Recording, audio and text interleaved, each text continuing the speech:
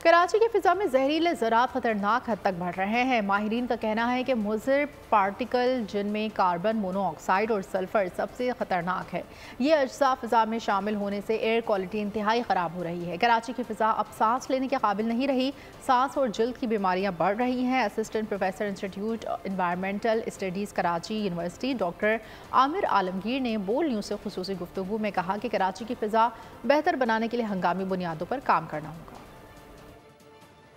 Air quality index जो है वो हमेशा कराची और लाहौर का जो है वो इंडिया और बाकी शहरों के मुकाबले में कंपैरेटिवली क्लोज रहा है, और ये इस बात की निशानदही करता है कि ये डिफरेंट टाइप के हेल्थ हैजर्ड क्रिएट कर सकते हैं। और उसके साथ साथ कराची में जो कंस्ट्रक्शन का काम जगह जगह ब्रिजेस, अंडरपासेस और डिफरेंट कंस्ट्रक्शन साइट्स पे जो काम चल रहा है, इसकी वजह से भी बहुत सारा पर्टिकुलेट मैटर जो कि एक क्राइटेरिया एयर पॉल्यूटेंट है, इसमें एक नन्हा जर्रा होता है मिट्टी का जिसको हम PM 2.5 कहते हैं। इसके अलावा कराची में जो ट्रैफिक का एक मसला हमेशा से रहा है, हैवी ट्रैफिक कंजेशन की वजह से दूसरा criteria air pollutant carbon monoxide जिसको हम कहते हैं, ये भी जो है ये हमेशा जो है वो गाइडलाइन से ऊपर रहा है। इसी तरीके से जो ऑक्साइड्स ऑफ सल्फर है, ये तीसरा क्राइटेरिया एयर पॉल्यूटेंट है। तो इस तरीके की जो क्राइटेरिया एयर पॉल्यूटेंट की जो कॉन्सेंट्रेशन है, इसमें दिन ब दिन इजाफा हो रहा है। इसकी वजह से एयर क्वालिटी इंतहाई खराब हो रही है, और कराची की खासतौर पर इस वक्त जो एयर क्वालिटी है वो किसी भी हद तक इस काबिल नहीं है कि इसको आप सांस लेने के लिए इस्तेमाल कर सकें।